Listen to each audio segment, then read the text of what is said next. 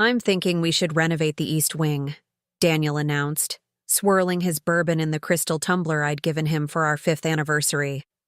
The autumn sunlight filtered through our bay windows, illuminating the imported Italian marble countertops that had cost more than most people's cars. I paused, coffee cup halfway to my lips. The East Wing? But we just redid it last year. That was your design, Claire, he replied, his voice carrying that dismissive tone I'd grown accustomed. Toso, it's too feminine. I'm thinking something more modern, more bold. Before we jump back in, tell us where you're tuning in from. And if this story touches you, make sure you're subscribed, because tomorrow I've saved something extra special for you. I bit back the retort dancing on my tongue. The East Wing renovation had been featured in Architectural Digest, but Daniel had been too busy to attend the photo shoot. Like he'd been too busy for many things over the last 3 years of our decade-long marriage. I see, I said instead, turning back to my laptop, where I was quietly reviewing the quarterly reports of Harrison Holdings, my family's company. The company that paid for this house, though Daniel conveniently forgot that fact whenever it didn't suit his narrative. I've already contacted some designers. They're coming by next week, he continued, checking his Rolex, also a gift from me. Oh, and I need you to clear out your office by Thursday. Richard needs a space to work when he visits. Richard was Daniel's newest protege at the architectural firm where my husband was senior partner, a position he'd only secured after I'd introduced him to my father's extensive network of developers and investors. My office? I looked up, carefully keeping my expression neutral. Where am I supposed to work? Daniel waved his hand dismissively. You can use the sunroom. It's not like you need much space for your hobby. My hobby was managing the charitable foundation that distributed over $5 million annually to educational programs for underprivileged children, a foundation funded entirely by my family's company. I see, I repeated, closing my laptop, with deliberate care. And how long will Richard be staying? A few weeks, maybe a month. The Wellington project is in its critical phase. He drained his glass and set it down with a sharp clink. He's brilliant, Claire. Youngest architect to ever win the Pritzker Fellowship. The firm is lucky to have him. I nodded, already mentally cataloging what I would need to move. The sunroom leaked during heavy rains, but pointing that out would only lead to another lecture about my negativity. Will you be home for dinner tonight? I asked instead.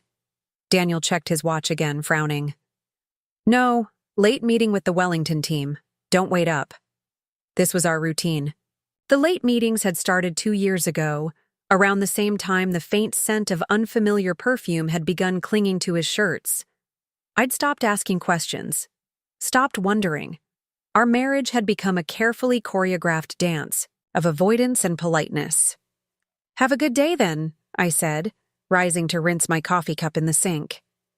Daniel was already on his phone, fingers tapping rapidly as he headed for the door. He paused briefly, as if remembering something. Oh, and Claire? Tell Rosa to clean out the guest suite as well. Make sure the Egyptian cotton sheets are on the bed. The guest suite, adjacent to his office, on the opposite end of the house from our bedroom. Of course, I replied to the closing door. I stood in silence for a long moment, listening to the purr of his BMW as it rolled down our circular driveway. Then I picked up my phone. Eleanor? It's Claire. Can you come over? We need to talk. Eleanor Harrison had been my best friend since boarding school. Now she was also my father's right hand at Harrison Holdings, and the only person besides my parents who knew the full truth about my marriage. He's moving his mistress in? Eleanor's voice echoed in my kitchen 2 hours later. She paced back and forth, her tailored navy suit a sharp contrast to my casual attire. Into your house? And he wants you to prepare the guest suite? I sipped my tea, watching her indignation with a detached sort of amusement. I don't know for certain that Richard is his companion. He's a young architect from the firm. Eleanor stopped pacing to fix me with a look. Claire, you're brilliant with investment strategies and organizational logistics, but sometimes you're deliberately obtuse. Daniel hasn't touched your side of the closet in months. He's working late, 5 nights a week. And now he wants to move someone named Richard into the guest suite and renovate the East Wing to be less feminine? When she put it like that, it did seem rather obvious. "What are you going to do?" she asked, finally taking a seat across from me. I set down my teacup. "What would you suggest? Confront him? Create a scene? You know that's not my style." "No," Eleanor agreed, "but neither is being a doormat. Claire, you own this house. The deed is in your name. The mortgage-free status is courtesy of your trust fund. The art on these walls, the cars in the garage, including his precious BMW, all purchased with your money." "Our money," I corrected automatically. "We're married." Eleanor's eyebrow arched. "With an ironclad prenup that your father insisted on, thank God. A prenup that specifically states all properties owned prior to marriage remain separate assets." I sighed, running my finger around the rim of my cup. "It's not about the money, Ellie." "It never is with you," she conceded, her voice softening. "But he's taking advantage of you, has been for years. And now he's bringing his affair into your home and displacing you from your own office? Where does it end?" The question hung in the air between us. "Where indeed?"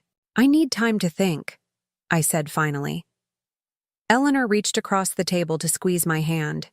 "Just promise me one thing. Don't move your office. Not yet. Give yourself a week." I nodded, though I wasn't sure what difference a week would make. That night, I sat in my office surrounded by the careful collection of a decade. Books on architecture and design that I'd studied to better understand Daniel's passion. Photographs of charity events and building inaugurations where I'd stood in the background while he took center stage. Awards for philanthropic work that he rarely acknowledged. My phone buzzed with a text from Daniel. "Stuck in meeting. Staying at the office tonight. See you tomorrow." The office, which had a perfectly serviceable couch in the conference room. Not a hotel, which would leave a credit card trail. Daniel had grown careful over the years, but not careful enough. I'd seen the charges for dinners I never attended, gifts I never received. Had I really become such a cliché? The wealthy wife, turning a blind eye to her husband's indiscretions to maintain the facade of a perfect marriage. My laptop pinged with an incoming email. The subject line read, "Preliminary plans. East Wing renovation." Curious, I opened it. It was from Daniel's work account, but clearly sent to me by mistake. The email contained a series of attachments labeled Wellington Residence, Phase 1, Wellington Residence Master Suite, and Wellington Residence Richard's Office. Wellington Residence. Our home had never been called that. It was Harrison House, named after my family, who had built it 3 generations ago. I clicked on the first attachment. The plans showed a complete gutting of the East Wing, not just redecorating, but structural changes. The master suite would be relocated. My office would become Richard's office. The sunroom wasn't even labeled. With growing disbelief, I opened the other attachments. Each revealed more extensive changes, transforming spaces I'd carefully curated. Over years, at the bottom of the email was a short exchange. "These look great. Claire won't be a problem. She never is." "Daniel, you sure? It's her house after all." "Richard, trust me. She has no idea what's in the deed. By the time she figures it out, it'll be too late." "Daniel, if you say so. Can't wait to make it ours." Richard. My hands were steady as I closed the laptop. Strangely steady, considering the ice-cold rage crystallizing in my chest. So, Daniel thought. I had no idea what was in the deed to my own family home. The home my grandfather had built, that my father had given to me on my 25th birthday. The home that had never, not for one moment, belonged to Daniel Harper. I reached for my phone again. "Eleanor, it's me. I need the Harrison Holdings legal team, tomorrow morning, and I need my father.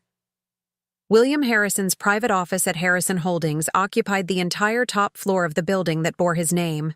At 73, he still came to work daily, though he'd officially handed the CEO position to Eleanor 5 years earlier. My father had built his empire from the modest real estate company his father had started, expanding into development, technology investments, and hospitality. He looked up from his desk as I entered, his shrewd eyes missing nothing. "Claire," he said, rising to greet me with a kiss on the cheek. "Eleanor said it was urgent." "It is," I replied, taking the seat across from him.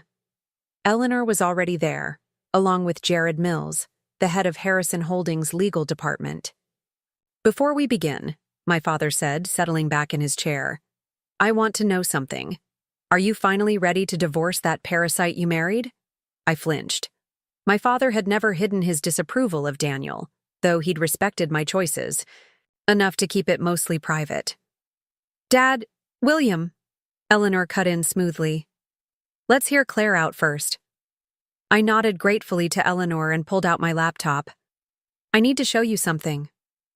For the next 20 minutes, I walked them through the email, the plans, the exchange between Daniel and Richard. With each revelation, my father's expression darkened.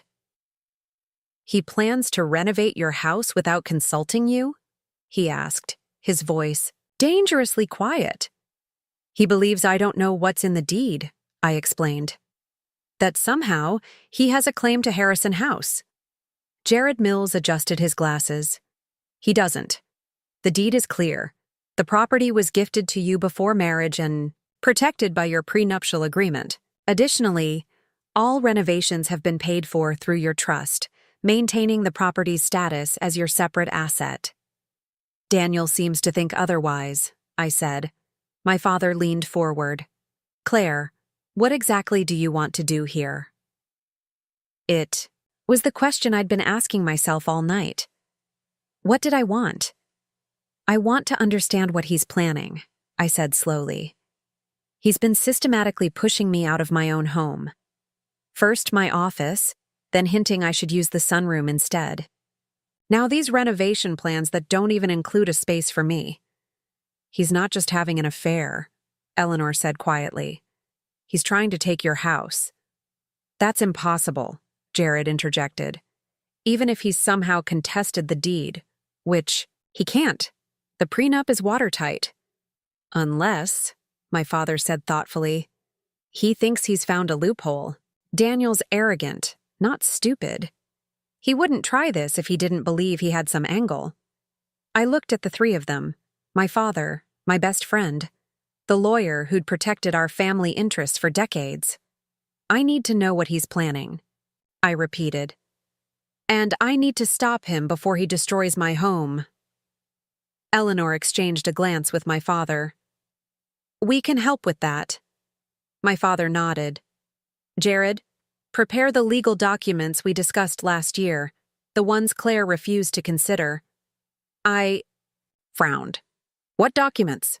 "Just options," my father said mildly, "in case you changed your mind about certain arrangements." Jared nodded and left the room. Eleanor's tablet pinged, and she glanced down at it. "Interesting," she murmured. "Daniel's firm just filed permits for major renovations at Harrison House. They're fast-tracking them through channels that bypass the historical preservation reviews normally required for properties in your neighborhood." "He can't file permits without the owner's consent," I said. Eleanor turned her tablet toward me. "According to this, he has it. There's a document with your signature." My blood ran cold. "That's impossible. I never signed anything." My father's expression was thunderous. "Forgery? Add that to the list, Jared," he called to the lawyer who had just re-entered the room. Jared handed me a folder. "These are the documents you requested last year, Mr. Harrison, and some additional options given the new developments." I opened the folder and scanned the contents. Divorce papers, property protection orders, and something else, a complex series. of documents transferring Harrison House into a family trust with very specific terms. "What is this?" I asked, holding up the trust document. "Insurance," my father replied. "Against exactly this kind of situation." I looked at him questioningly. "You've never wanted to leverage your financial position against Daniel," he explained. "You've insisted on maintaining the fiction that you're equals, despite the fact that his entire career has been built on your connections and your money. I respected that, even when I disagreed. But I also prepared for the day when you might need protection from him." I stared at the documents, a strange calm settling over me. What exactly would this do? It would place Harrison House in a family trust, with you as the primary beneficiary and trustee. Daniel would have no claim to it now or ever. Any attempt to renovate, modify, or even redecorate would require written approval from all trustees, you, me, and Eleanor. "It seems extreme," I said softly. "Is it?" Eleanor asked. "He's forging your signature on permits, Claire. He's planning to move his lover into your home and push you out. What's next?" I thought about the sunroom with its leaking roof.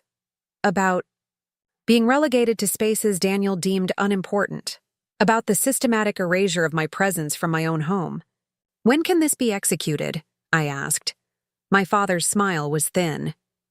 "It already has been. All it needs is your signature.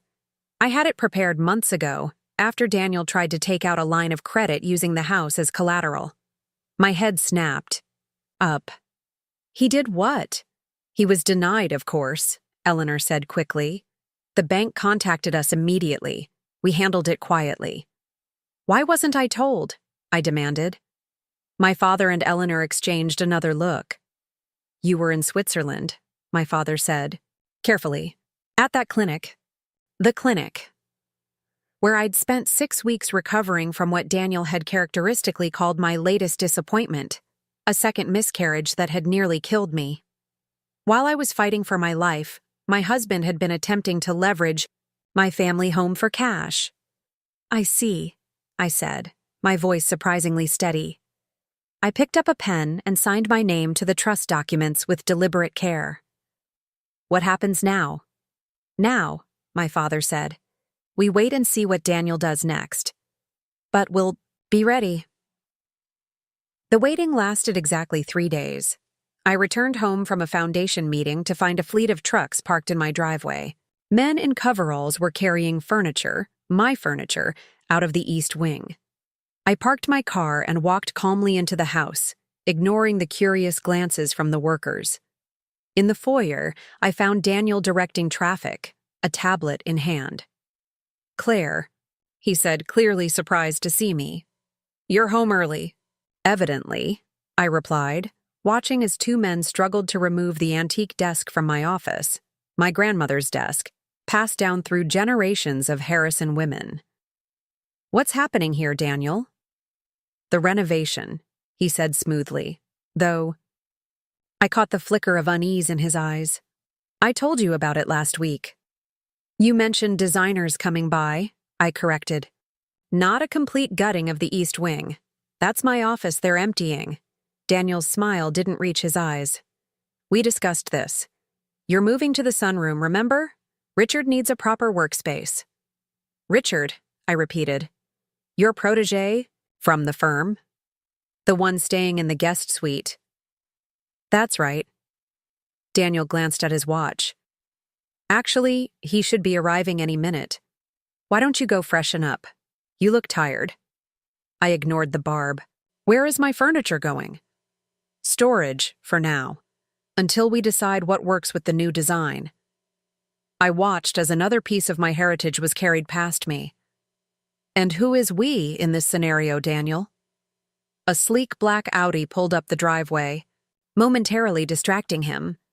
A young man emerged, tall, slender, with artfully tousled dark hair and designer clothes that probably cost more than a junior architect should be able to afford. "Ah, there he is," Daniel said, his entire demeanor shifting. He straightened his tie and smoothed his hair in a gesture so telling it was almost comical. "Richard, welcome." I watched as Richard approached, noting the proprietary way his eyes scanned the house. My house. When his gaze landed on me, I saw a flicker of recognition, quickly masked. "Richard, this is Claire, my wife," Daniel said, the word wife carrying an inflection I hadn't heard in years.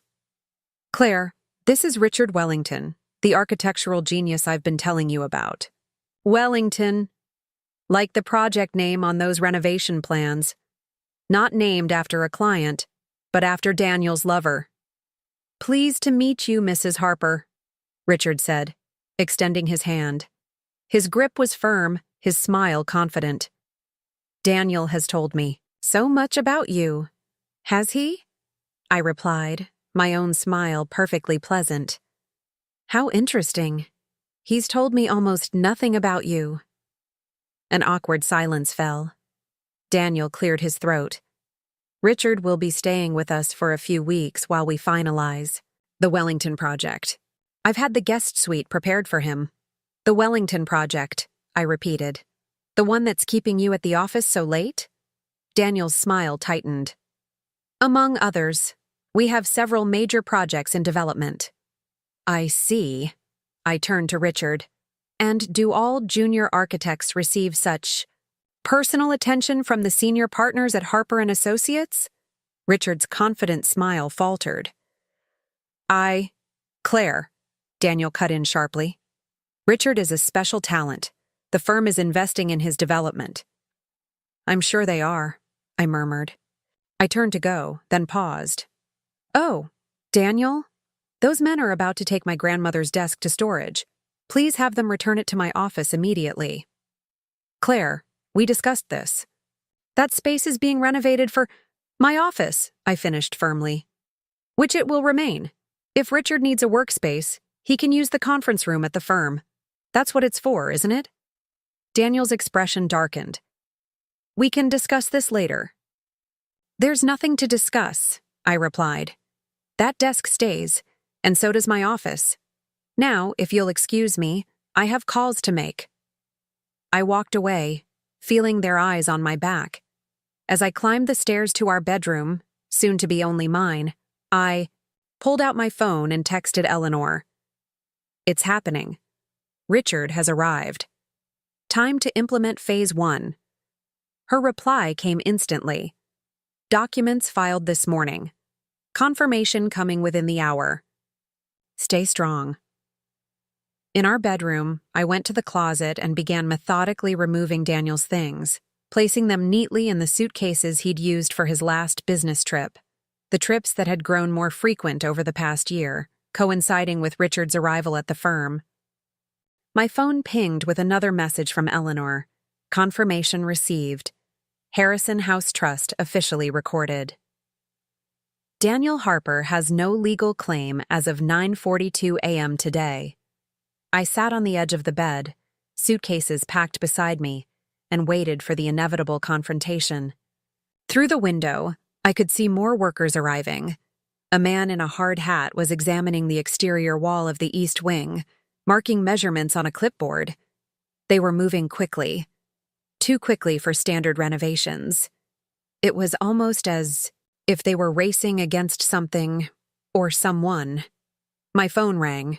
It was Jared Mills. "Mrs. Harper, we've received some concerning information. Your husband has filed for permits claiming to be the legal owner of the property. We've challenged this and put a stop work order on any renovations. But there's more. He's also applied for a substantial loan using the property as collateral." "How is that possible?" I asked. "He's not on the deed." "That's the concerning part," Jared said gravely. "The application includes a deed showing joint ownership, with your signature. The forgery Eleanor had mentioned. Not just for permits, but for financial fraud." "What do we do?" I asked. "We've already notified the authorities," Jared replied. "But given the circumstances, Mr. Harrison thought you might want to handle this privately, at least initially." I thought about Daniel downstairs, directing workers to dismantle my heritage, about Richard Wellington surveying my home like it was already his, about the sunroom with its leaking roof, where my husband thought I belonged. Tell my father I'll handle it, I said, surprising myself with the steel in my voice. And Jared? Thank you. I ended the call and stood, smoothing my skirt with steady hands. From my bedside drawer, I removed the file containing the original deed to Harrison House, along with the trust documents I'd signed 3 days ago. It was time to reclaim what was mine. Descending the stairs, I could hear Daniel and Richard speaking in low voices in the living room. They fell silent as I entered, Daniel's expression guarded, Richard's carefully blank. "Claire," Daniel began, his tone conciliatory. "I think we got off on the wrong foot. Richard and I were just discussing how we can make this transition smoother, for everyone." "Were you?" I placed the file on the coffee table between us. "That's interesting because I've been having similar discussions. With my father, and Harrison Holdings' legal team." Daniel's smile froze. "What are you talking about?" "I'm talking about forged documents, Daniel. Permit applications, loan applications, a falsified deed showing joint ownership of Harrison House." I opened the file, removing the original deed. "Perhaps you'd like to explain how your name appeared on this document when the only legitimate copy clearly shows sole ownership by Claire Elizabeth Harrison." The color drained from Daniel's face. Richard shifted uncomfortably on the sofa, suddenly very interested in his shoes. "Claire," Daniel said, his voice low and warning. "This isn't the time or place." "It's exactly the time and place," I cut him off. "In my home, which you have systematically attempted to take from me. The home you plan to renovate to accommodate your lover while relegating me to a leaking sunroom."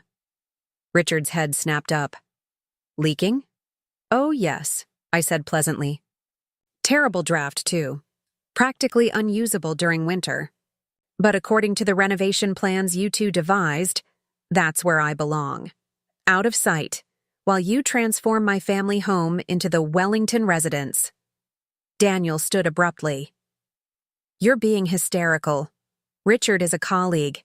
These renovations are for the benefit of the house." "Stop lying, Daniel." My voice was quiet but firm. "I saw the emails. I saw the plans. I know exactly what you were trying to do." "And what was that, Claire?" he challenged, desperation edging into his tone. "Improve a dated property? Create a modern space for entertaining clients? For God's sake, this place is a mausoleum to your family's past." "It's my heritage," I corrected. "One you've been happy to enjoy for the past decade, living in my mausoleum, driving cars purchased with my money, building a career on my family's connections." Richard stood suddenly. "I should go." "Sit down, Richard," I said, not unkindly.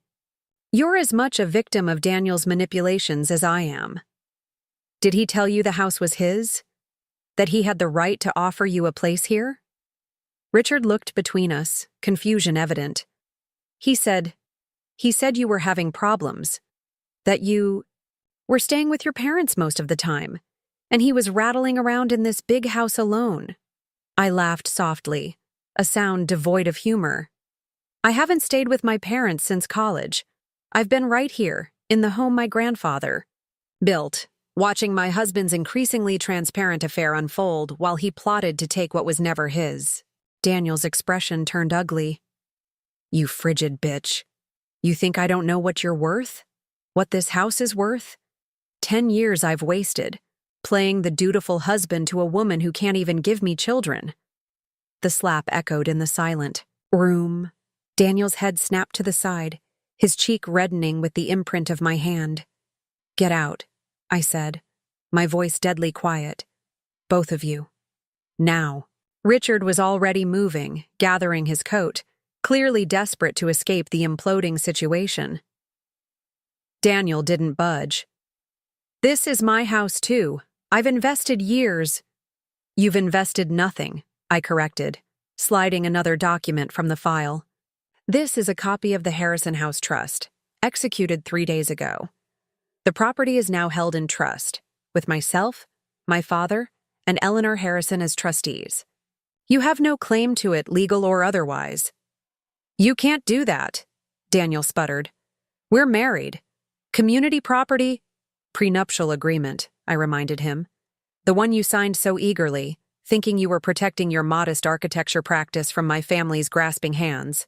The one that clearly states all properties owned prior to marriage remain separate assets. Daniel's face contorted with rage.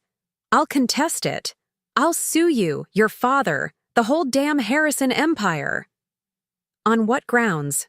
I asked calmly. The forged documents? The fraudulent loan applications? The permits filed under false pretenses? Please, go ahead.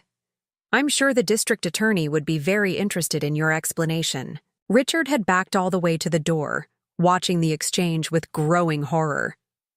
Daniel, he said urgently, we should go. Now.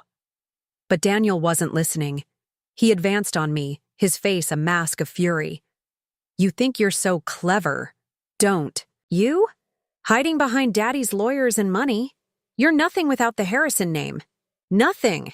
I held my ground, meeting his rage with icy calm. And you're nothing without it either, Daniel. How many of your clients came through my father's connections? How many projects were funded by Harrison Investments? Even your precious partnership. At the firm? Do you think you earned that on talent alone? Daniel's hands clenched at his sides. For a moment, I thought he might strike me. Instead, he spun around, grabbing a crystal vase, a wedding gift from my mother, and hurled it against the wall, where it shattered spectacularly. Daniel! Richard gasped, shocked. I didn't flinch. You have 1 hour to collect your personal belongings. After that, security will escort you from the premises. Any items left behind will be delivered to your office. You can't just throw me out. I'm your husband. You stopped being my husband the moment you decided to move your lover into my home, I replied evenly. The divorce papers are in the file, as well. You'll find them quite generous considering the circumstances. Daniel snatched up the file, rifling through it with trembling hands. His face paled as he read the terms. This is nothing. A pittance. It's exactly what you're entitled to under the prenup you signed, I said. Plus a severance payment, if you will, in exchange for a quiet, uncontested divorce with a comprehensive NDA. Fight me on this, Daniel, and you'll get nothing except a very public exposure of your fraud and attempted theft. Richard had edged all the way out into the foyer. I'll wait in the car, he mumbled, practically running for the door. Daniel watched him go, then turned back to me, his anger giving way to calculation. We can work this out, Claire. We've had 10 years together. That counts for something. It counted for everything, I agreed quietly. Until you decided it didn't. 1 hour, Daniel. The clock is ticking. I turned and walked away, leaving him standing amid the shards of crystal and the ruins of the life he'd tried to steal from me. Through the window, I could see Richard pacing beside his Audi, phone pressed to his ear, gesturing frantically. My own phone buzzed with a text from Eleanor. Security team en route. ETA 20 minutes. Are you safe? I typed back. Yes. Daniel is collecting his things. Richard is waiting outside. Keep security discreet until needed. As I watched from my bedroom window, Daniel emerged 45 minutes later, carrying 2 suitcases, the ones I'd already packed for him. He threw them into the trunk of his BMW, exchanged tense words with Richard, then climbed into the driver's seat. Richard hesitated, looking back at the house once more before getting into his own car. The 2 vehicles pulled away, gravel crunching under their tires. The workers had already departed, leaving half-empty moving trucks and partially disassembled furniture in their wake. My phone rang. It was my father. Is it done? He asked without preamble. Yes, I replied, watching the last glimpse of Daniel's car disappear down the winding driveway. He's gone. And the Wellington boy? Richard? Gone too. Though I think he was more deceived than deceiver. My father grunted, unconvinced. The security team will remain in place for the next 72 hours. Eleanor is handling the legal notifications to Daniel's firm about the fraudulent permits and loan applications. Will charges be filed? I asked, feeling suddenly exhausted now that the confrontation was over. That's up to you, my father said. But Claire, he tried to steal your home, your heritage. That's not something we can simply overlook. I know, I whispered, looking around the bedroom I'd shared with a man who had been plotting to erase me from my own life. I just need time to think. Take all the time you need, my father said, his voice softening. The house is secure. You are secure. Everything else can wait. I ended the call and sank onto the edge of the bed, emotions finally catching up to me, not grief for my marriage. That had been dying by inches for years. Not even anger at Daniel's betrayal. That had been brewing beneath the surface for longer than I cared to admit. No, what I felt was something entirely different. Relief. And beneath that, something I hadn't felt in a very long time.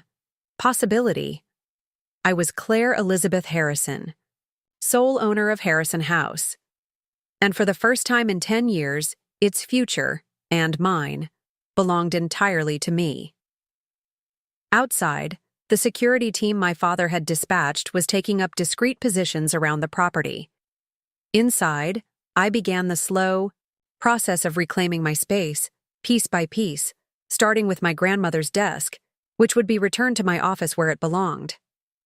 This was just the beginning. Daniel might be gone, but I knew him well enough to know he wouldn't accept defeat easily. He would be back, with lawyers and threats and demands. Let him come. I would be ready. After all, this was my house, my rules. And Daniel Harper was about to learn exactly what it meant to underestimate a Harrison. The morning after Daniel's departure dawned with an unusual stillness. For the first time in years, I woke without the pretense of a functioning marriage hanging over me. No need to prepare Daniel's preferred breakfast. No need to filter my words. No need to make myself smaller to accommodate his ego. I padded downstairs in my robe, noting the empty spaces where the moving crew had begun removing furniture before being halted. The shards of crystal from the vase Daniel had shattered still littered the entryway floor, evidence of his final tantrum. Mrs. Harper? I turned to find Marcus, the head of the security team my father had dispatched, standing respectfully in the doorway. Ms. Harrison, I corrected automatically. It was time I reclaimed my name along with my home. Just Claire is fine, though. He nodded. Ms. Harrison, we've secured the perimeter. My team will maintain shifts for the next 72 hours as directed. I should inform you that Mr. Harper has attempted to return twice during the night. My eyebrows rose. Twice? Yes, ma'am. Once. At approximately 11:30 p.m., and again at 2:15 a.m. Both times he appeared to be under the influence. We denied him entry as instructed. Thank you, Marcus. Did he cause any trouble? Nothing we couldn't handle, Marcus replied with professional detachment. Though he did make certain accusations regarding your mental state. He claimed to be concerned for your welfare. Of course he did. Daniel was nothing if not predictable.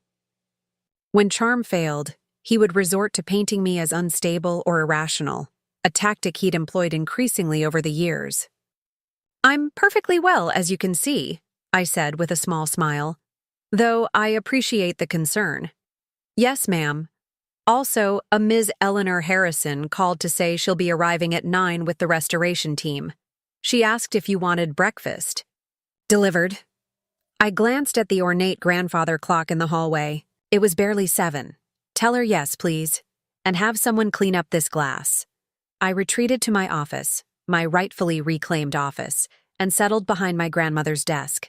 The movers had only managed to remove the smaller items before being stopped, but even those absences were keenly felt. I made a mental note to inventory everything that had been taken. My phone buzzed with a text from Eleanor. Incoming. Daniel's lawyer called ours this morning, demanding an emergency hearing for re-entry to his residence. I sighed. Faster than I'd expected, but not surprising. I typed back, "On what grounds?" Her reply came swiftly. Claiming cohabitation establishes joint tenancy regardless of deed, also threatening domestic violence charges for forcible eviction. If he's not allowed back in immediately? I nearly laughed out loud. Daniel claiming domestic violence? The man who had spent years systematically belittling me, who had attempted to relegate me to a leaking sunroom while installing his lover. In our home?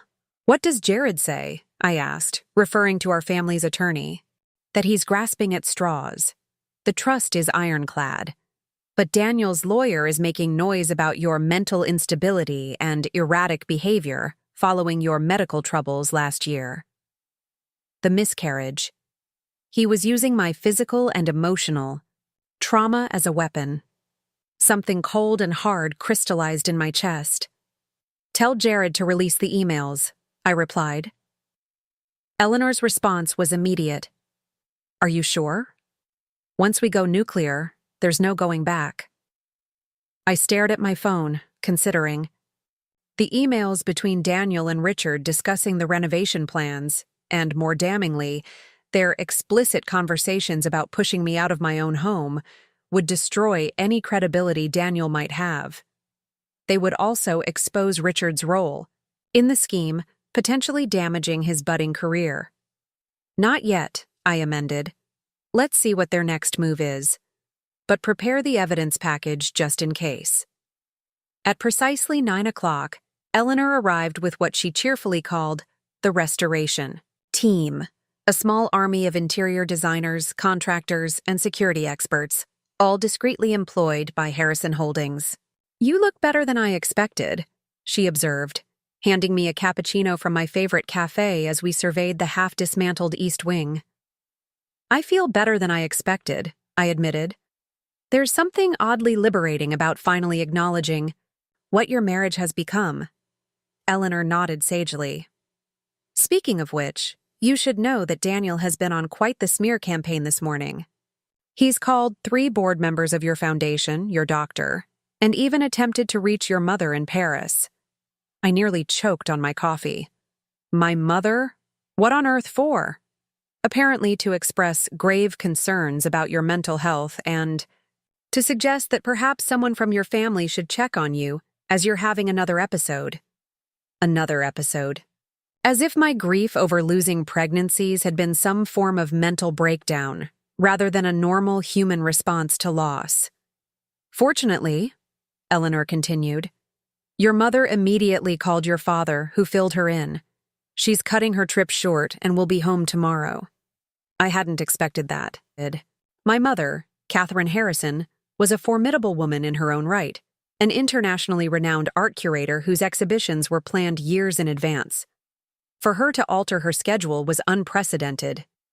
That's not necessary, I protested. I'm perfectly fine handling this myself. Eleanor gave me a knowing look. It's not about whether you can handle it, Claire. It's about showing a united front, the Harrisons closing ranks. As if summoned by her words, my phone rang with my father's distinctive ringtone. Claire, he began without preamble. Daniel's trying to access the Harrison Holdings accounts. My blood ran cold. What? How? Claiming he has joint authority as your spouse. Tried to withdraw a rather substantial sum from the foundation's operating account. Fortunately, Monica at First Federal recognized the irregularity and contacted me directly. Monica Jensen had been our family's private banker for decades. Another relationship Daniel had attempted to exploit. This is getting out of hand, I murmured, watching as the restoration team began carefully returning displaced furniture to its proper location. What's he trying to accomplish? My guess? He's desperate, my father replied. The man just lost his meal ticket and his facade of success in one fell swoop. He's scrambling. Should we be worried? About the money? No. I've already locked everything down. About Daniel himself? My father paused. Possibly. Desperate men do desperate things, Claire. That security team stays in place until this is resolved. After we hung up, I joined Eleanor in the living room where she was directing the placement of a restored antique settee. Daniel's trying to access the foundation accounts, I informed her quietly. She nodded, unsurprised. I expected as much. That's why I had all the accounts frozen this morning, except for the operational essentials. Nothing will go through without dual authentication from both you and your father. I looked at her with new appreciation. Eleanor had always been efficient, but her foresight in this situation was impressive. Thank you, I said simply. She squeezed my arm. That's what best friends are for. Now, let's talk about the real issue. Daniel still has keys to the house. Marcus changed the locks last night, I assured her. Electronic access? The security system? I hesitated.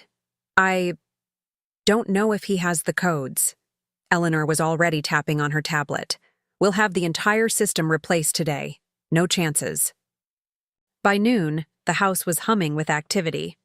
The restoration team had made significant progress returning the East Wing to its former state.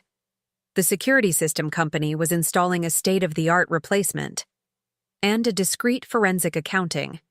Team was combing through 10 years of financial records, looking for any other irregularities Daniel might have engineered. I was reviewing their preliminary findings in my office when Marcus appeared at the door. Ms. Harrison, Mr. Harper is at the gate again, with his attorney this time. I exchanged a glance with Eleanor, who had been working alongside me. What exactly does he want? He's demanding entry to collect personal property of significant value. His attorney is citing some statute about personal effects. What personal effects? I asked incredulously. He took his clothes and personal items yesterday. He specifically mentioned art and collectibles, Marcus replied. Claims they were purchased with his separate funds. I nearly laughed. The only art in our home, in my home, were Harrison family pieces and works I'd acquired through my mother's connections in the art world. Daniel couldn't tell a Monet from a Manet. Record the interaction, I instructed. Tell them that any legitimate personal property can be itemized and submitted to our attorneys for verification and return. Marcus nodded and retreated. Eleanor raised an eyebrow. Art and collectibles? She repeated skeptically. He's fishing, I replied, turning back to the financial records. Looking for anything he can claim as his. Well, he's about to be disappointed. These preliminary reports show he hasn't contributed a dime to household expenses in nearly 3 years. Everything from the mortgage, which was paid off 5 years ago anyway, to the utilities to the gardener has come directly from your accounts. I wasn't surprised. Daniel had been gradually shifting financial responsibilities to me throughout our marriage, always with plausible excuses. His firm was reinvesting profits. He was between major projects. The tax burden this quarter was unexpected. I'd enabled it all, telling myself it was what partners did, support each other through lean times. Except Daniel's lean times had mysteriously coincided with his rising profile and increasingly lavish personal expenditures. My phone buzzed with a text from Marcus, Mr. Harper becoming agitated, making threats about exposing family secrets if not allowed entry. Family secrets? What secrets did Daniel imagine the Harrisons harbored? Maintain position, I texted back. If he becomes aggressive, call the police. Daniel's making vague threats. About exposing family secrets, I told Eleanor, who snorted derisively. What secrets? Your father's fondness for those hideous plaid golf pants. Your mother's secret addiction to reality TV shows. The Harrisons are boringly above board, which is why they've stayed wealthy for generations. She had a point.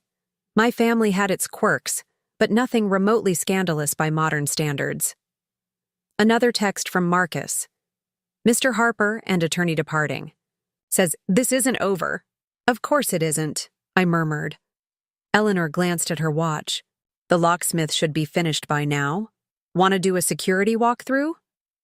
We were halfway through the inspection when my phone rang with an unfamiliar number. Claire Harrison, I answered. having already decided to reclaim my maiden name in all aspects of my life. Ms. Harrison, this is Detective Walsh with the County Police. I'm calling regarding a wellness check requested by your husband, Daniel Harper. I closed my eyes briefly, tamping down my irritation. I'm perfectly well, Detective, as I'm sure you can hear. Yes, ma'am. Protocol requires that we follow up on these requests, especially given Mr. Harper's concerns about your mental state following medical difficulties. So Daniel had taken his performance to the police. Predictable, yet still infuriating. I understand, Detective. Would you like to come verify my wellness in person? I'm happy to accommodate. There was a brief pause. That won't be necessary, ma'am. Mr. Harper also mentioned concerns about being denied access to his residence.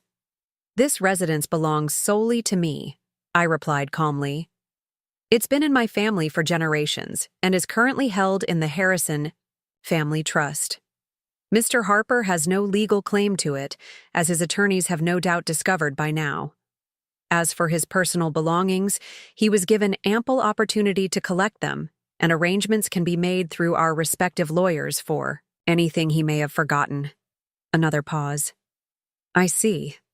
And the allegations of, mental instability are false and potentially defamatory, I said firmly.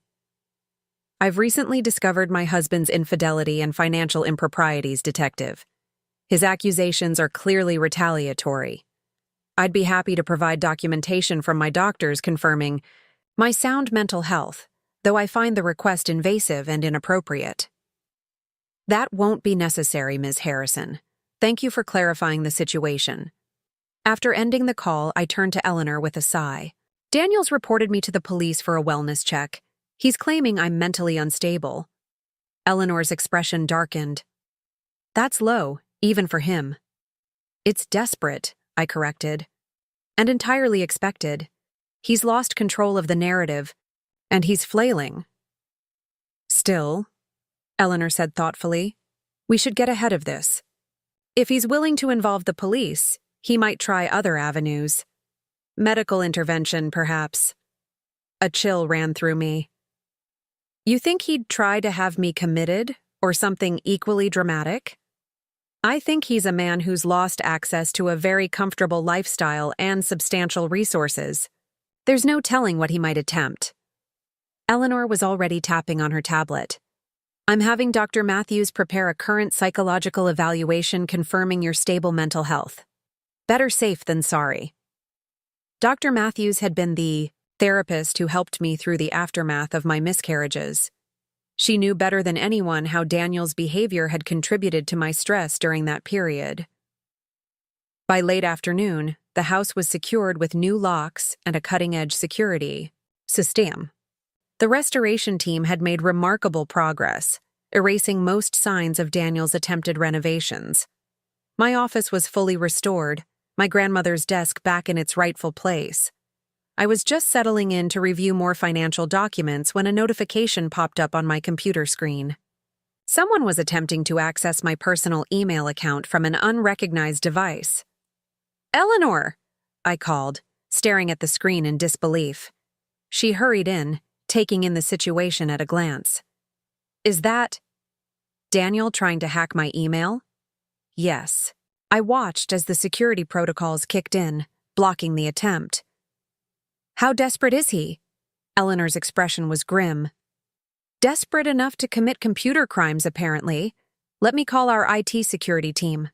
While she stepped out to make the call, I sat back in my chair, truly disturbed for the first time. Daniel's behavior was escalating beyond what I'd anticipated. The man I'd married was calculating and sometimes manipulative, but this frantic, scattershot approach to regaining control was unexpected. My phone buzzed with a text from an unknown number. You think you've won, but you have no idea what's coming. I built that life too. It's mine as much as yours. Daniel. Using a new number to bypass my blocks. I showed the message to Eleanor when she returned. Her jaw tightened. That's it. I'm calling Vincent. Vincent Chen was the head of Harrison Holdings. Private investigation team. A resource my father maintained was essential for a family with significant wealth and business interests. I'd always found his existence slightly paranoid, but now I was grateful. "Is that really necessary?" I asked, though with less conviction than I might have had that morning. "Claire, he's escalating," Eleanor said firmly. "Email hacking, police, reports, threatening texts. These aren't the actions of someone who's going to gracefully accept defeat." She was right, of course. Daniel's pride had been injured, his plans thwarted, his comfortable lifestyle threatened. Men like Daniel didn't simply walk away from such losses. Vincent arrived within the hour, a slight, unassuming man who belied his reputation as one of the most effective private investigators on the East Coast. "Ms. Harrison," he greeted me with a respectful nod.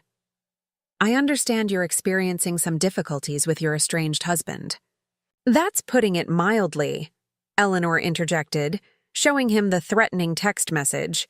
"He's also attempted to access personal email accounts, made false reports to the police, and tried to withdraw foundation funds." Vincent absorbed this information without reaction. "Has he made any specific threats of physical harm?" "Not explicitly," I admitted. "It's more implied." "And this Richard Wellington, the architect, where does he stand in all this?" I hesitated. "I'm not entirely sure." He seemed genuinely surprised to learn the truth about the house ownership. Daniel may have misled him as much as he tried to manipulate me.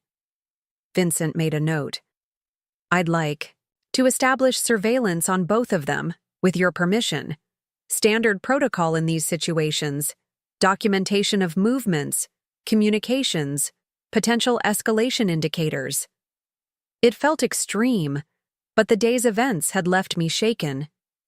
"If you think it's necessary, better to have information we don't need than to need information we don't have," Vincent replied mildly. "I'll also assign personal security for you when you leave the property. Discreet, but effective." After Vincent departed to make arrangements, I found myself standing in what had been Daniel's home office, now stripped of his presence. The room felt larger somehow, as if his ego had physically occupied space. Eleanor appeared in the doorway. "Your mother's flight lands at 8 tomorrow. Morning. Your father's sending the car." I nodded absently, running my fingers along the empty bookshelves where Daniel's architectural reference books had been displayed. Books I'd purchased for him over the years, carefully selected to support his career and interests. Had any of it been real? Or had I simply been a convenient stepping stone for his ambitions? "Claire," Eleanor said gently, "you should rest. It's been an overwhelming day." "I can't stop thinking about Richard," I admitted. Was he just a pawn in Daniel's game? Or an active participant? "Does it matter?" Eleanor asked pragmatically. "Either way, he was willing to move into another woman's home, your home, under false pretenses." She had a point. Whether Richard had been fully informed or partially deceived, he'd been willing to participate in the fiction Daniel had created. My phone chimed with an email notification. It was from our family lawyer, Jared Mills Clare, Daniel's attorney. "Has formally requested an emergency hearing for temporary re-entry to the Harrison House property, citing substantial financial interests and jointly acquired assets remaining on the premises. The hearing is scheduled for tomorrow at 2 p.m. I've prepared our response based on the trust documents and prenuptial agreement. Given the nature of his claims, I recommend we also present evidence of the fraudulent permit applications and attempted financial improprieties. Please call me in the morning to discuss strategy. Regards, Jared." I showed the email to Eleanor, who read it with narrowed eyes. "Substantial financial interests?" she repeated incredulously. "The man hasn't contributed a dime to this household in years. What financial interest could he possibly claim?"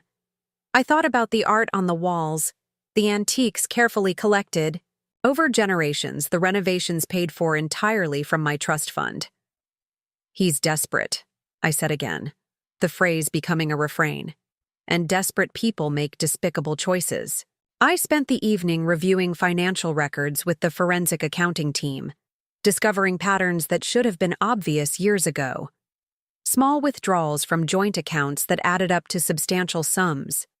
Credit card charges for restaurants I'd never visited. Hotels in cities Daniel claimed to be visiting for work conferences. Gifts I'd never received. The evidence of his infidelity and his financial exploitation was overwhelming once I allowed myself to see it. By midnight, the house was quiet. The security team maintained their positions outside, changing shifts with military precision. The restoration team had departed, promising to return in the morning to complete the work. Eleanor had reluctantly gone home after extracting a promise that I would call immediately if anything concerning occurred. Alone in my bedroom now, not ours, I changed into pajamas and prepared for bed, trying to process the whirlwind my life had become in just 48 hours. My phone buzzed with one final email notification for the day. From Richard Wellington. I hesitated before opening it, unsure what the young architect could possibly have to say that I'd want to hear. Miss Harrison, I want to apologize for my role in what must have been a deeply painful situation for you. I was not fully aware of the circumstances regarding your home or your marriage, though that's no excuse for my actions. Daniel represented our relationship and his marital situation very differently than the reality I witnessed yesterday. While this doesn't absolve me of responsibility, I want you to know that I never would have participated had I understood the truth.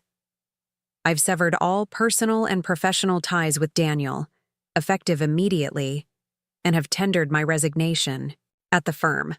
I will cooperate fully with any legal proceedings if needed, though I hope it doesn't come to that.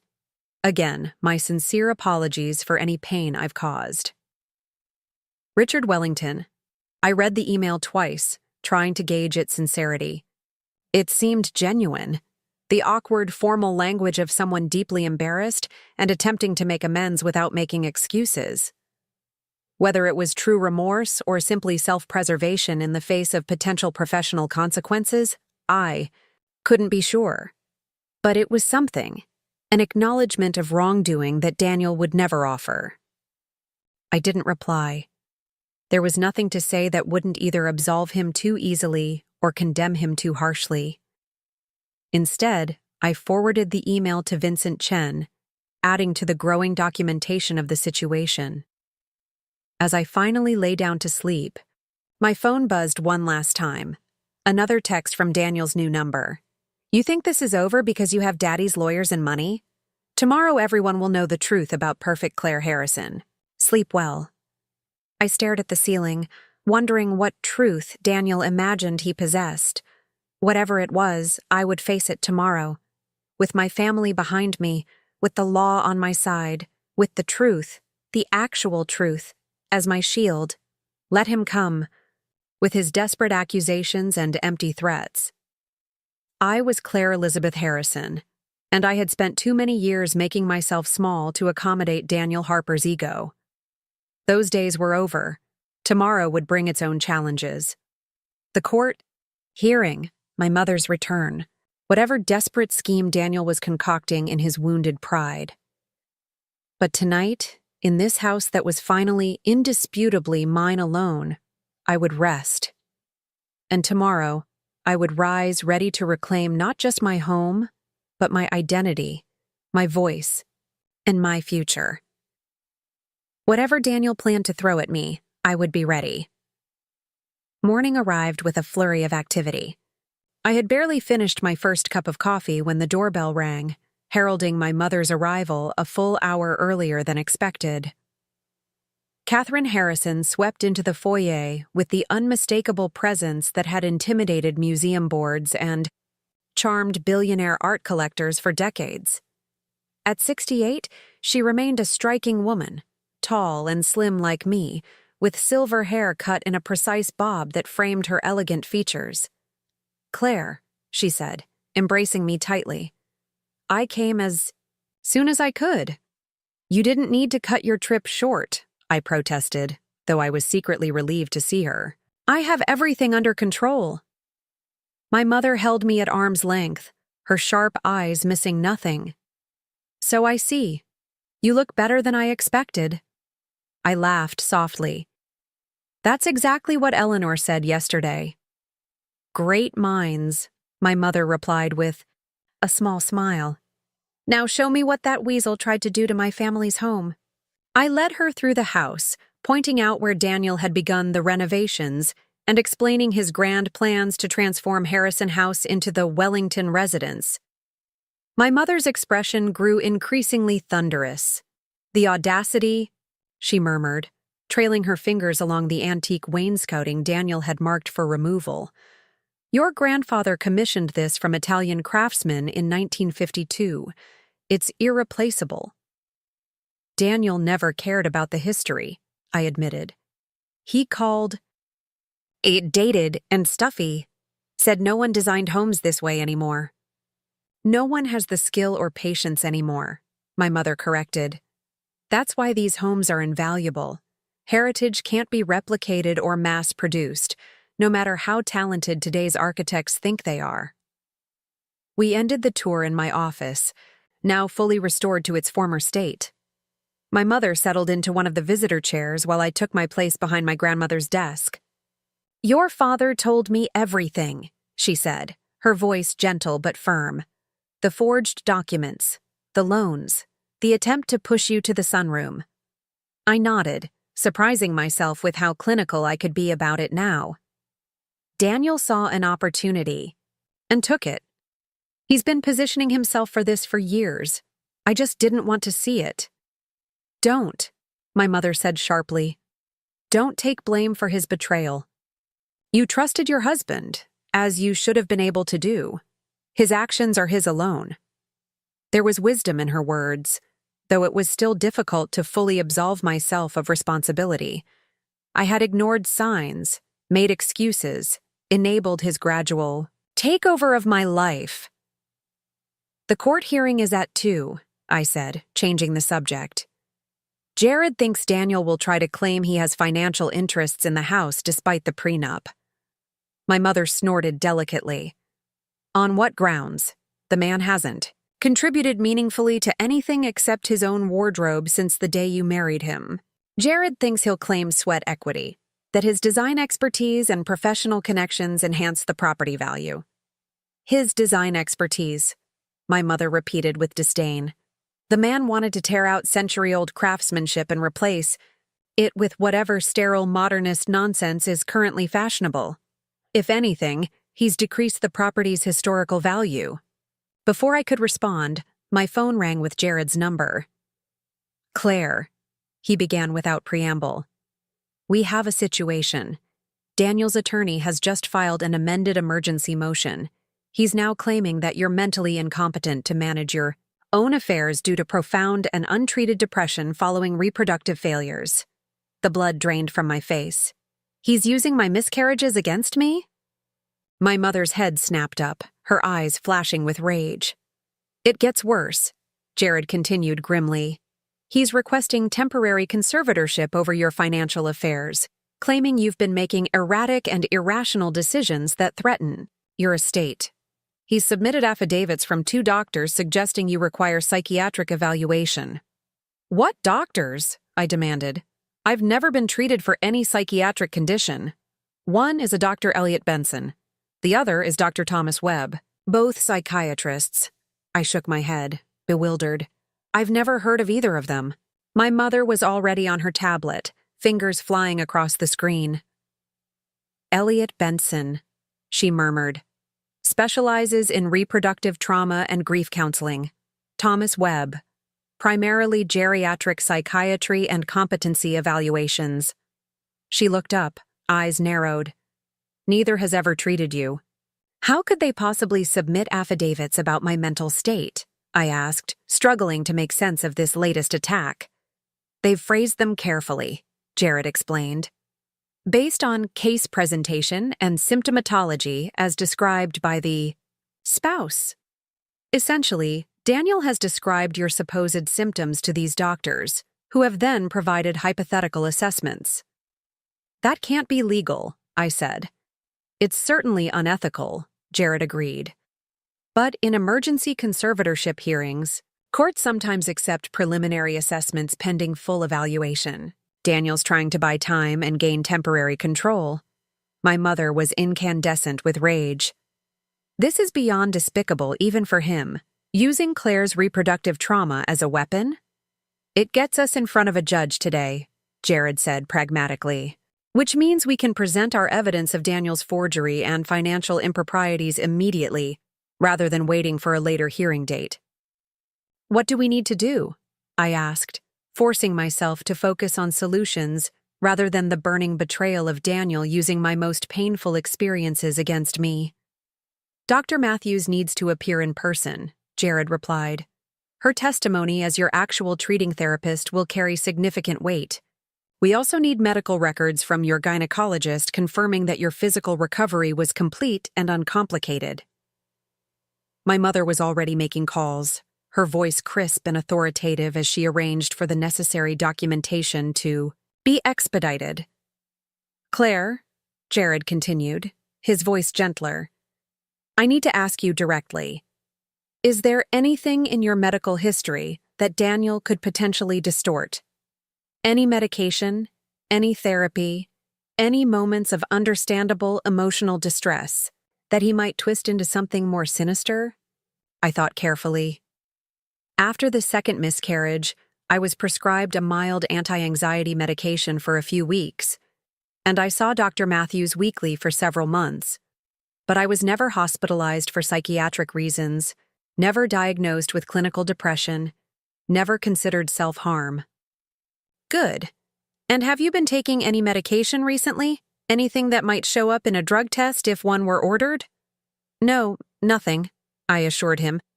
I haven't needed medication in over a year. Excellent. One more thing. Daniel is claiming you've been erratic and paranoid, citing your decision to change the locks and hire security as evidence of deteriorating mental state. I couldn't help the bitter laugh that escaped me. After he tried to move his lover into my home, after he forged my signature on loan documents, after he hacked my email and sent threatening messages, those actions seem perfectly rational to me. To any reasonable person, yes, Jared agreed. But we need to be prepared for him to paint you as overreacting to a simple marital dispute. By noon, my father had arrived, completing the family fortress around me. He embraced me tightly, his familiar cologne bringing unexpected comfort. I've spoken to Judge Carson, he said without preamble. Not about the case specifics, he added quickly, noting Jared's raised eyebrow, but to ensure he's aware of potential ethical concerns regarding the psychiatric affidavits. Julian Carson had been my father's classmate at Yale Law before transitioning to the bench. Their friendship had sparked occasional accusations of influence over the years, though my father had always been scrupulous about maintaining appropriate boundaries. William, my mother cautioned, we need to be careful about any appearance of what, Catherine? My father interrupted. Of protecting our daughter from a predator using the legal system as a weapon? I simply reminded Julian of the Harrison family's long-standing reputation for integrity and Daniel's recent suspicious financial activities. The facts speak for themselves. Eleanor arrived next, carrying a sleek portfolio containing what she called the nuclear option. Complete documentation of Daniel's financial improprieties, communications with Richard about renovating the house, and evidence of his attempts to access Harrison Holdings accounts after being removed from the property.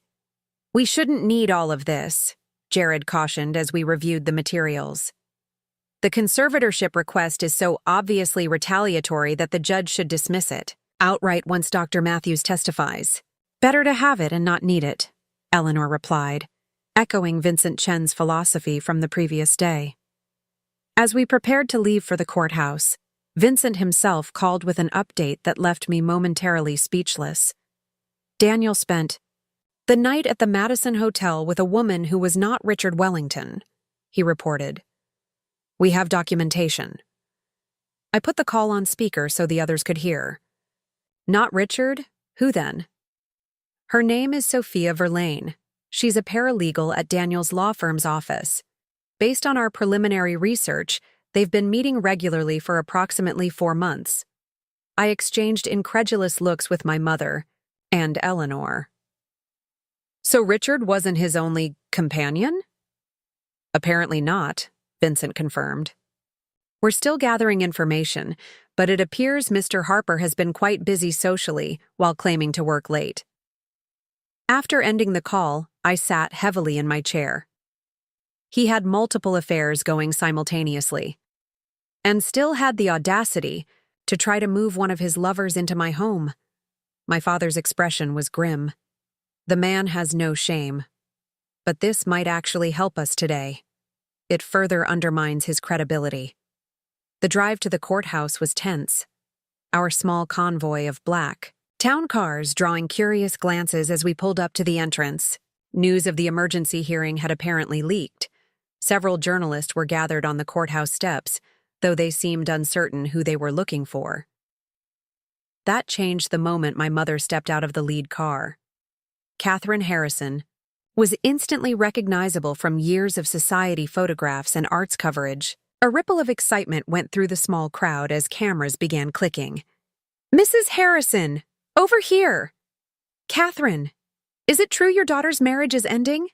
My mother ignored them with practiced ease, creating a protective barrier as I emerged behind her. Eleanor flanked my other side while my father and Jared followed closely. Together, we ascended the steps in formation, a united front of Harrison dignity. Inside, we were directed to courtroom C, where Daniel was already waiting with his attorney.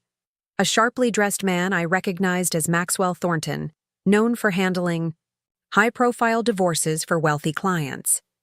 Daniel himself looked polished but strained, the confident facade undermined by the tension visible in his jaw and the darkness under his eyes. Our eyes met briefly across the room. His gaze held no warmth, no regret, only calculation and simmering anger. I turned away, focusing instead on arranging my documents on our table. Dr. Matthews arrived moments before the hearing was called to order, slipping into the seat beside me with a reassuring smile. "I brought everything," she whispered, patting her weathered leather briefcase. "Complete treatment records, contemporaneous notes, and my professional assessment of your current mental state." Judge Carson entered, a tall man with silver hair and penetrating blue eyes. He surveyed the courtroom briefly before taking his seat. "We're here on the matter of Harper versus Harrison Harper," he began, reviewing the documents before him. "Mr. Thornton, I understand your client is seeking an emergency temporary conservatorship over Ms. Harrison Harper's financial affairs, citing concerns about her mental competency. Is that correct?" Maxwell Thornton rose smoothly. "That is correct. Your Honor, my client has observed increasingly erratic behavior from his wife following significant reproductive trauma.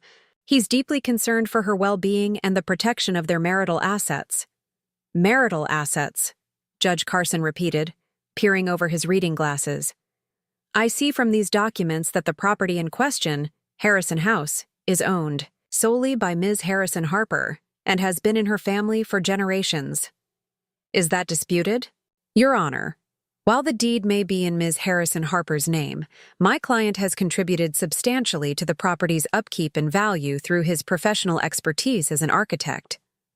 Furthermore, as her husband, he has established tenancy rights regardless of the deed." Judge Carson turned to Jared. "Mr. Mills, your response?" Jared stood. "Your Honor, this emergency petition is a transparent attempt by Mr. Harper to gain control of assets that are indisputably separate property under the prenuptial agreement both parties signed. As for Ms. Harrison's mental state, we have her treating therapist present to testify to her sound mind and emotional stability." The judge nodded. "Let's address the mental competency issue first, as that's the basis for the emergency petition. Mr. Thornton, you've submitted affidavits, From Dr. Elliot Benson and Dr. Thomas Webb suggesting Ms. Harrison Harper requires psychiatric evaluation. Have either of these doctors ever treated or even met Ms. Harrison Harper? Thornton shifted slightly. Not directly, Your Honor. They've provided professional opinions based on symptomatology as described by Mr. Harper, who has lived with Ms. Harrison Harper for 10 years and observed her behavior firsthand. Judge Carson's expression remained neutral, but his tone sharpened. So these are essentially second-hand assessments based solely on Mr. Harper's descriptions. With respect, Your Honor, spousal observations are often critical in identifying concerning patterns of behavior.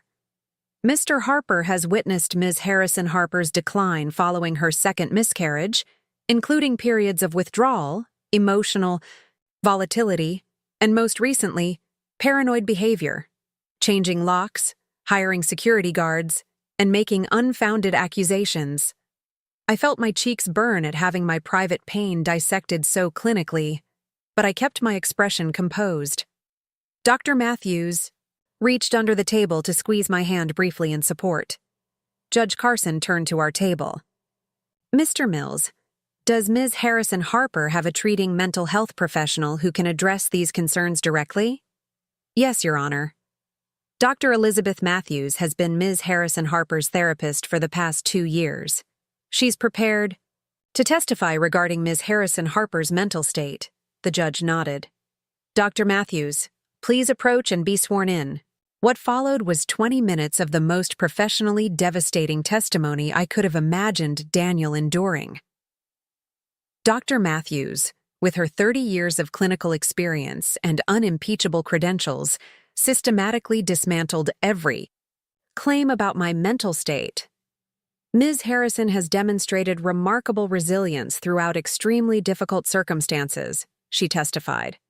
Far from exhibiting paranoia, her recent actions, securing her property after discovering her husband's attempt to renovate without her consent and move another person into her home, show appropriate self-protective behavior in response to genuine threats. And these threats, Judge Carson prompted, are they documented? Extensively, Dr. Matthews confirmed.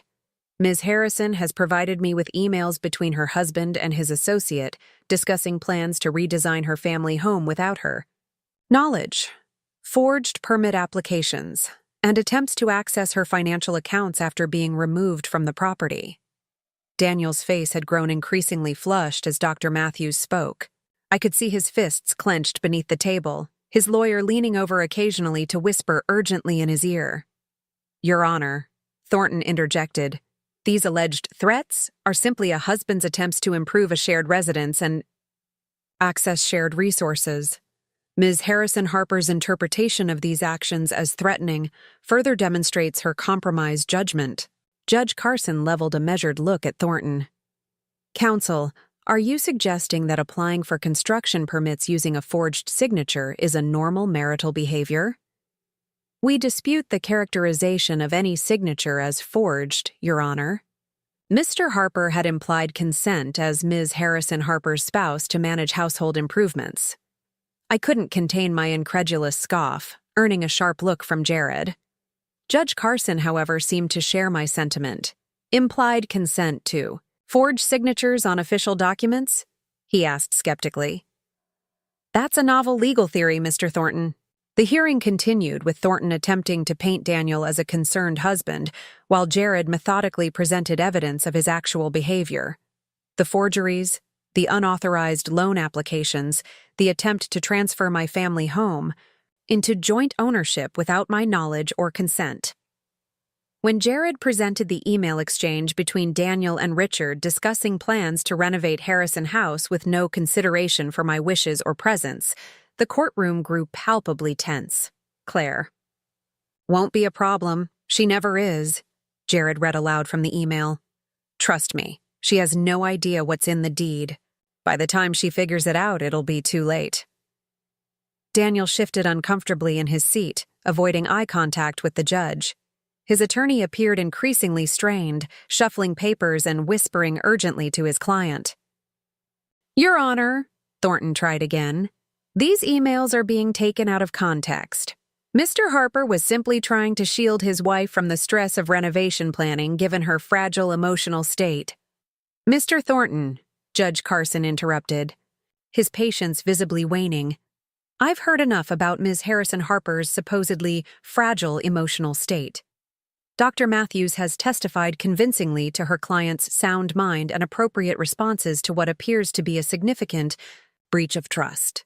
He turned to address both tables. Based on the evidence presented, I'm denying the petition for temporary conservatorship. There is no credible evidence that Ms. Harrison Harper is mentally incompetent or unable to manage her own affairs.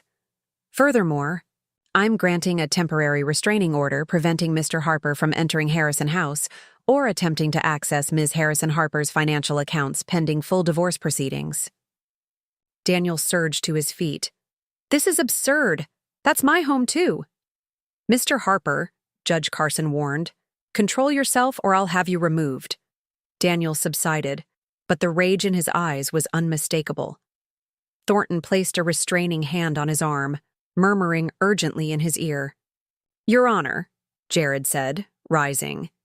Given Mr. Harper's documented attempts to forge Ms. Harrison Harper's signature and access her accounts fraudulently, we request financial monitoring be put in place to prevent further attempts.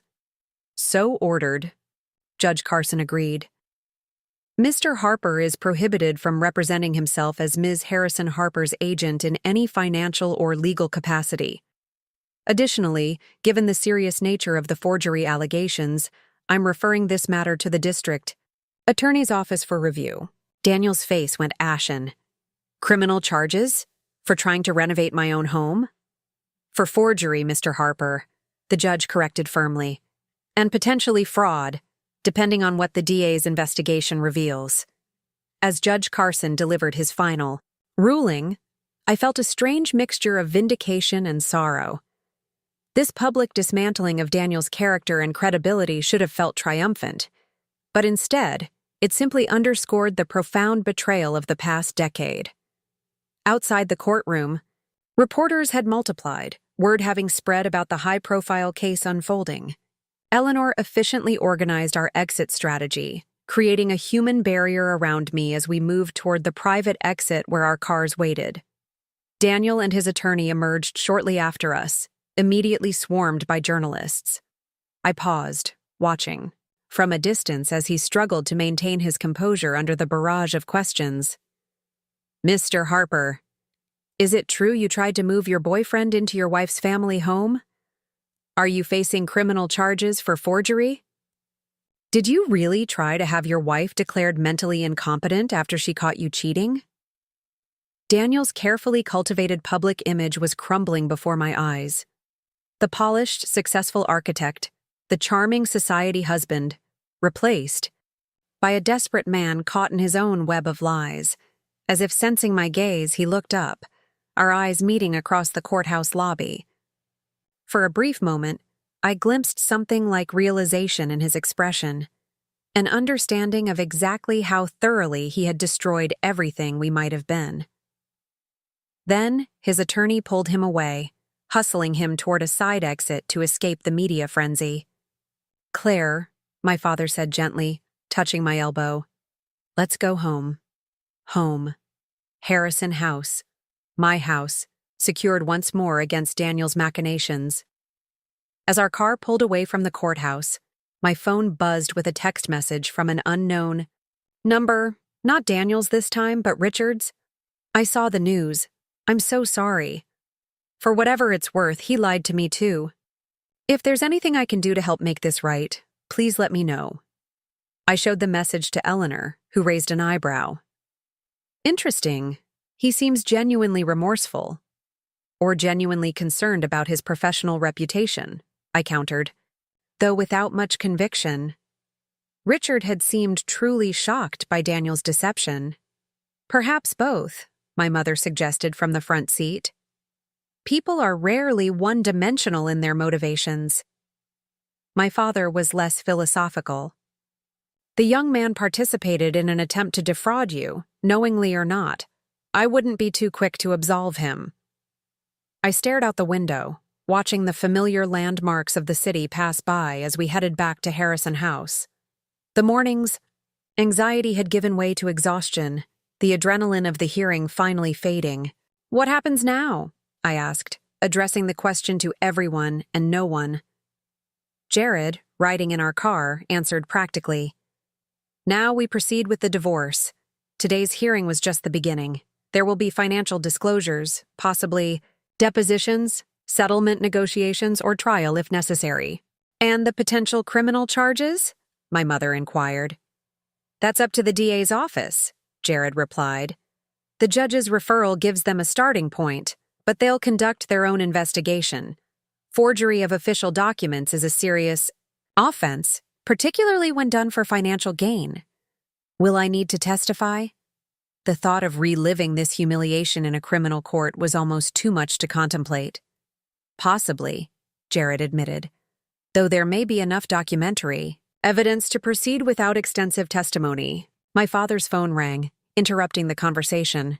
He answered, listened briefly, then turned to me with a grave expression. "That was Vincent. Daniel just tried to access your office at the Harrison Foundation. When denied entry, he became belligerent, claiming he's on the board of directors and demanding financial records." I shook my head in disbelief. "He's never been on the board. He's attended events as my husband, but he has no official role. Vincent has already notified building security. They're escorting him out now." It seemed Daniel was determined to burn every bridge, to exhaust every possible avenue of attack. His desperation was becoming increasingly dangerous, not physically perhaps, but certainly to my reputation and financial security. As our car turned onto the long driveway leading to Harrison House, I was struck by the sight of my family home bathed in late afternoon sunlight. For the first time in years, it truly felt like mine again. Not a stage for Daniel's performance as the successful architect who had married up, but the legacy my grandfather had built and my father had preserved for me. Eleanor's phone chimed with a news alert. She glanced at it, then wordlessly handed it to me. The headline read, "Architect Daniel Harper accused of forgery and fraud in bitter divorce battle with Harrison heiress." Below was a photograph of Daniel leaving the courthouse, his expression thunderous, his attorney attempting to shield him from cameras. The story outlined the day's court proceedings in surprising detail, suggesting someone had leaked information to the press. "This wasn't us," my father said firmly, reading over my shoulder. "The Harrisons don't fight our battles in the court of public opinion." "Perhaps not," my mother mused. "But neither should we be concerned about Daniel's reputation suffering the natural consequences of his actions." As we pulled up to the house, I noticed an unfamiliar car parked near the security checkpoint, a modest sedan rather than the luxury vehicles Daniel preferred. Marcus approached as we exited our car. "Ms. Harrison, there's someone asking to speak with you." He was quite insistent, though he respected the security protocols and agreed to wait outside the property line. "Who is it?" I asked, though I already suspected the answer.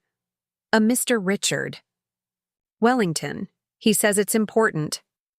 4 sets of questioning eyes turned to me, my parents, Eleanor, and Jared, all waiting to see how I would respond to this unexpected development. What could he possibly want? My father asked, skepticism evident in his tone. I thought about Richard's text message, his apparent remorse, the shock on his face when he'd learned the truth about Harrison House. "I suppose there's only one way to find out," I said, making my decision. "Tell him I'll speak with him. But here, on my terms, and with security present. Whatever Richard Wellington wanted, whatever new complication he might represent in this unfolding drama, I would face it as I had faced everything else these past few days, with clarity, with dignity, and with the full force of the Harrison legacy behind me. After all, I was no longer Daniel Harper's accommodating wife. I was Claire Elizabeth Harrison, and in my house, on my terms, I would hear what this young man had to say. Richard stood awkwardly in the formal living room of Harrison House, his demeanor worlds away from the confident architect who had arrived. with Daniel days earlier. "I brought these," he said, extending a USB drive. All the communications between Daniel and me about the renovation plans, and evidence that he falsified firm records to fund our relationship. The revelations were stunning.